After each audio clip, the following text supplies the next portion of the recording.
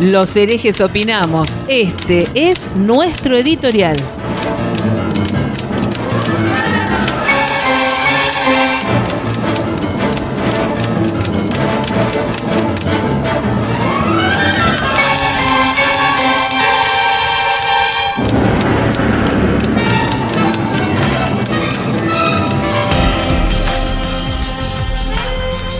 Desde hace un tiempo, quizás más extenso de lo que nuestros sentidos hayan percibido, nuestro país está en un tobogán en el que la clase política, despiadadamente, nos ha lanzado.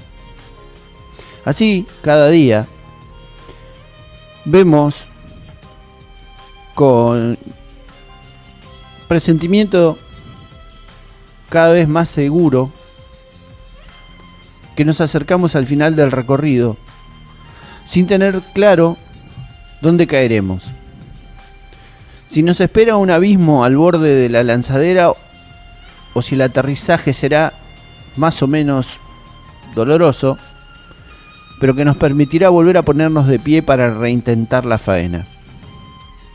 Con la misma sensación de indefensión, vemos cómo y con qué velocidad nos deslizamos en la pendiente, mientras, desde los lados del tobogán, como esos tíos convidados y con cara de perversos, la clase política nos va haciendo el chau, con sus falsas sonrisas pétreas, de dientes comprados, fingiendo que disfrutan de nuestro viaje, camino al infierno, y no saber lo que nos espera. Pero ellos sí lo saben. He guardado respetuoso y civilizado silencio durante casi 2 meses. Desde la caída de Martín Guzmán, de común acuerdo con Daniel, de manera de no sumar pesares a los ya infligidos a diario por esta administración.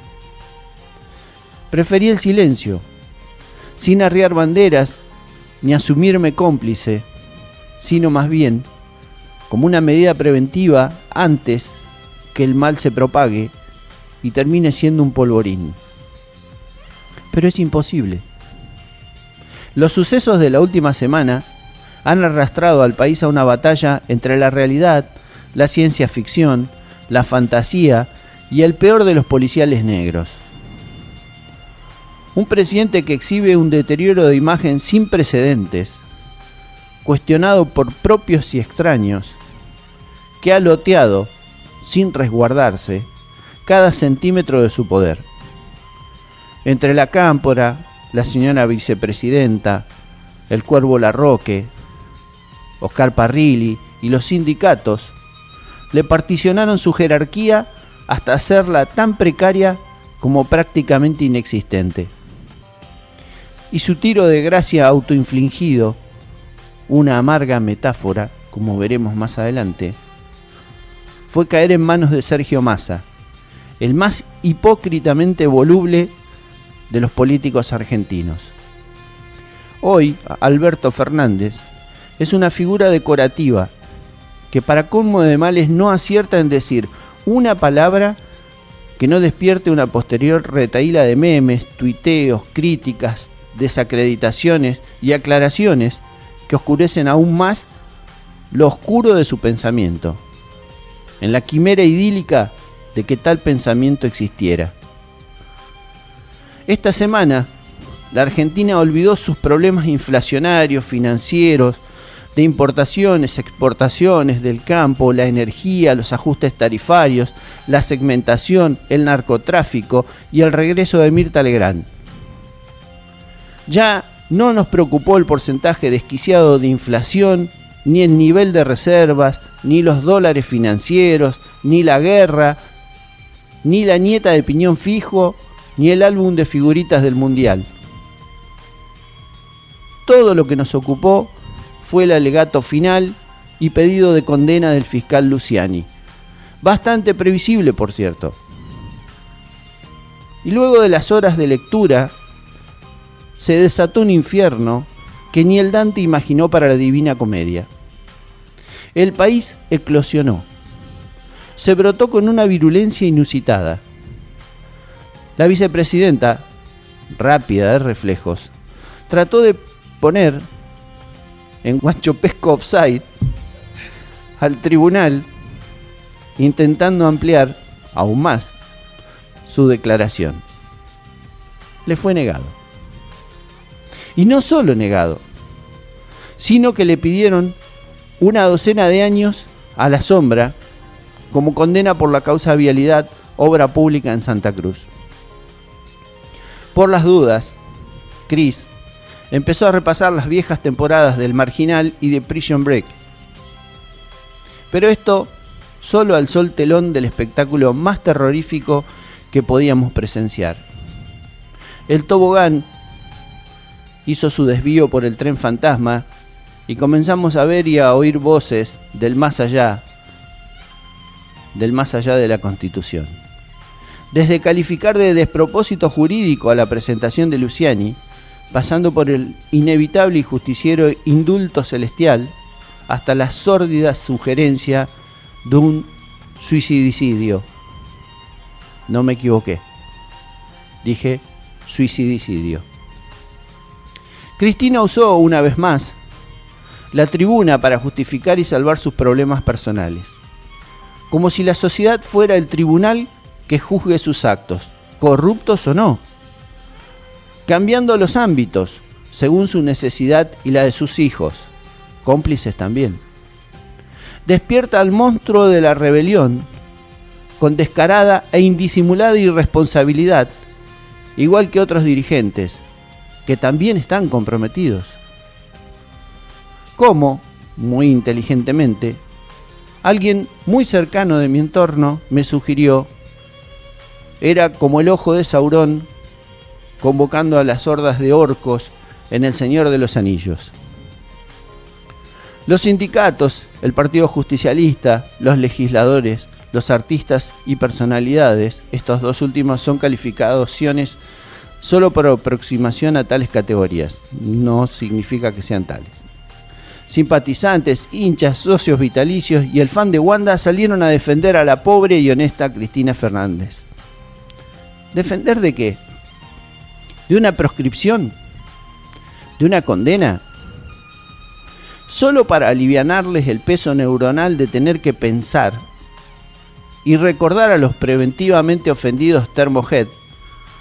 Menem se murió sin ser jamás alcanzado por la justicia. Se fue al quinto infierno y quedó debiendo su condena, asilado por sus pares políticos, esos mismos que te saludan al lado del tobogán. ¿Defenderla de qué? Porque es como que tu vecino te diga que tu pareja te engaña. Y puede ser, o no. Él tendrá sus argumentos y vos tendrás los tuyos. Aunque creo que en este caso el fiscal Luciani tiene los calzoncillos ajenos en la mano. O sea, ¿podrá la pobre y honesta Cristina ejercer su defensa con las mismas o mejores armas que utilizó la Fiscalía? Y la mejor arma sería la verdad. Pero una verdad comprobable. Pero no. Ella, haciendo gala de sus dotes histriónicas, nos dejó horita y media de YouTube para el babeo subyugado de sus orcos acólitos que velan armas y esperan las trompetas de Jericó. El hijo, otro honestísimo ciudadano trabajador, convocó de urgencia al Consejo de Ancianos, al PJ, para alinear fuerzas. Muy convenientemente, ya que él y su hermana son los que siguen en la lista del fiscal Luciani.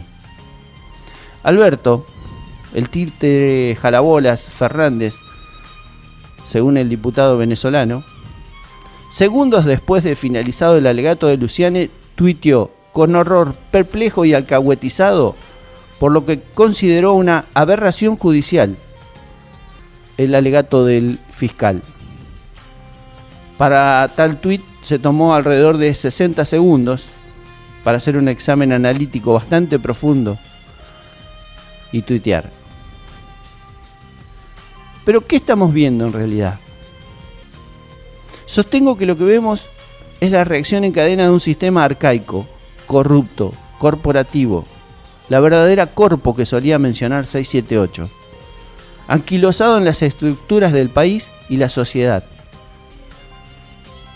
Un sistema que comenzó a crujir. El miedo, mejor dicho, el espanto, los unió porque sonaba la marcha fúnebre y al grito de "vamos a morir", como Sid, el perezoso de la era de hielo, salieron despavoridos. Es la caída de una corporación integrada por políticos, sindicatos y estructuras que colonizan, que cooptaron, destruyeron y malversaron al Estado. Y ahí sí tiene razón Cristina cuando dijo: vienen por el peronismo. Y a decir verdad, ya es hora. Es hora de sacar al país anclado en 1945 y la necrofilia, al blandengue sentimentalismo berreta de buscar socavar conciencias con consignas tan viejas como vacías, carentes de realidad y de futuro, que nos sumergieron en esta catástrofe, que a medida que se acerca el mentado borde del tobogán, comienza a oler cada vez más a mierda. Es hora que vayan por los millonarios sindicalistas, políticos y eternos lactantes de la teta estatal. Es hora de igualar, de terminar los privilegios y prebendas, de que quien las hace, las pague. Y quienes no hacen, ni dejan, ni tienen ganas de hacer, les dejen el lugar a alguien capaz y con ganas. Suele llamarse eficiencia, para ser eficaces y no improvisados como todos, repito, todos nuestros dirigentes. Basta.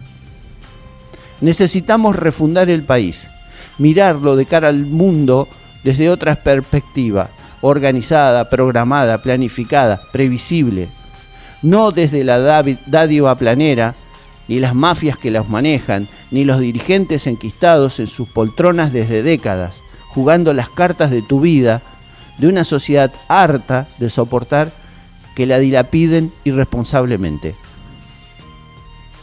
El sismo Luciani, sin un valor en la escala de Richter, con epicentro en tribunales, sacudió y amenaza con demoler estructuras. Intentaron recusarlo, acusarlo, usarlo y beatrizarlo. No pudieron. Bueno, ahora le anuncian que pueden suicidarlo. Solapadamente, pero lo hacen. El juez Ramos Padilla, de la justicia que le gusta a los kirchneristas y que debieran iniciarle una causa por sus dichos, sugirió le pongan un psicólogo al fiscal, no sea que quiera suicidarse. El miércoles, en A Dos Voces, Alberto Fernández dijo que ojalá no se le ocurra a Luciani lo mismo que a Nisman, asegurando además que lo de Nisman no fue un asesinato, sino un suicidio, a pesar de que, como de costumbre, él haya hecho exactamente lo contrario, incluso participando de marchas por el esclarecimiento del hecho. Fernández sabe claramente que su mensaje mafioso, al mejor estilo de Los Sopranos, fue: Luciani, no te olvides que te podemos suicidar. Que después diga que lo tergiversaron, que derribaba el relato de los medios hegemónicos, que él no dijo lo que dijo, sino que fueron Bonelli y Alfano los que lo editaron, y sus dichos no son lo que fueron, sino una edición. Lo que sería el primer caso de edición en vivo y en directo de la historia mundial de la televisión. Por más que la vendedora de Tupper Sex, Gabriela Cerruti, y sus trajecitos de cadena de heladerías intentara desactivar el comentario presidencial, lo único que logró fue alcanzar en el boludímetro los mismos niveles que Alberto Fernández, los que ya rozan la saturación y amenazan con romper plusmarcas mundiales. La imagen positiva del presidente hoy es solo del 8%. Y la verdad, se ajusta bastante a la realidad si pensamos que cada vez que habla se manda una del Chavo del Ocho. 70% de imagen negativa, alcanzando y superando la plusmarca vicepresidencial. Sin duda ambos integran una pareja récord. El gobierno aborrece y ataca a los medios que no dicen lo que ellos pretenden que digan, la justicia que no se ajusta a su modelo de justicia, a intereses personales, sino a los del Código Penal y a la Constitución. Y eso los enoja igual que el campo, el mérito, la educación, la seguridad. Aquello que no se ajusta a sus designios y pareceres hay que desestabilizarlo, vestirlo de enemigo del pueblo, acorralarlo, destruirlo, como dé lugar. Por eso, me pareció de tremenda irresponsabilidad agitar a la violencia desde los balcones del Senado, a la toma de las calles, las movilizaciones en defensa de un quizás, de un tal vez, tan quizás, tal vez, quimérico y lejano veredicto final de culpabilidad.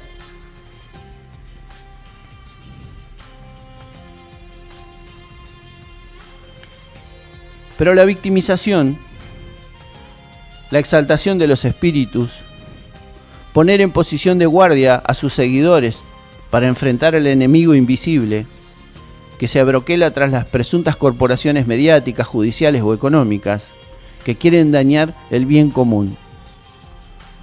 ¿Cuál bien común? El de ellos, obviamente. El de la casta privilegiada que usa a sus esbirros para la batalla mientras ellos la miran por Netflix. O sea, un día también los arrojarán por el tobogán, llegado el momento o la necesidad. Este sismo que borró la figura acorralada de Milagro Sala de las tapas, los incendios del Delta, donde el gobierno llegó tan tarde como hace unos meses en Corrientes, quizá porque Cabandier estaría ocupado viendo qué volcán darle a los apaches, a los comanches, a los cherokee o a los mapuches. Borró la realidad económica de un pueblo agobiado de aumentos de precios, tarifas y combustibles. Un país dirigido por un personaje gris y fantasmagórico que balbucea insensateces con la convicción de un filósofo de chicle bazooka. Este sismo nos debe sacudir como sociedad para saber si queremos un modelo más democrático para todos y no una autocracia minada de violentos, arbitrarios, corruptos y abusadores, de corporativistas, punteros, líderes sociales, sindicalistas que aplauden a los lados del mentado tobogán. Los asusta que nos tomemos de las manos, que nos unamos y entre todos tratemos de asirnos al borde para frenar la debacle y comenzar lentamente y con esfuerzo a trepar nuevamente a la cima.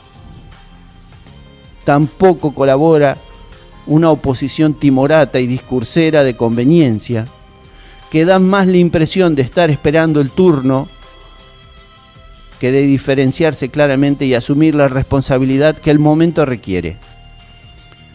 Por suerte, y siempre vamos a necesitar algo de ella, apareció un tal Lionel Schroeder, un chico de secundaria de 16 años que con una frescura, una valentía desvergonzada y desatada le dijo al gobernador del Chaco, Jorge Capitanich, en Pampa del Infierno, un montón de verdades que este descarado inaugurador de canillas plásticas en Charata se tuvo que comer. Pibes como estos, sencillos, decididos, temerarios, bien plantados y educados, son los que necesitamos para ese otro país que el sismo Luciani debería hacer emerger.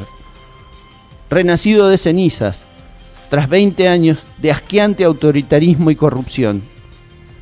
Y en algo también tuvo razón Cristina. La sociedad ya la condenó, pero no necesitó de Luciani para hacerlo, porque ya se hartó de su fascismo encubierto, de sus desplantes, su autoritarismo, de pretender ser reina, de querer construirse una realidad a medida cada vez que se le vio el plumero. Suerte, Cris, porque la vas a necesitar. Y que Luciani mejor que no necesite siquiera una curita. Y esta no es una sugerencia. Tywin Lannister, de Game of Thrones, patriarca de la familia más poderosa de los 7 reinos, dijo: cualquier hombre que tiene que decir que es el rey, no es un verdadero rey. No te digas ser el presidente, no te digas ser inocente. Simplemente sélo.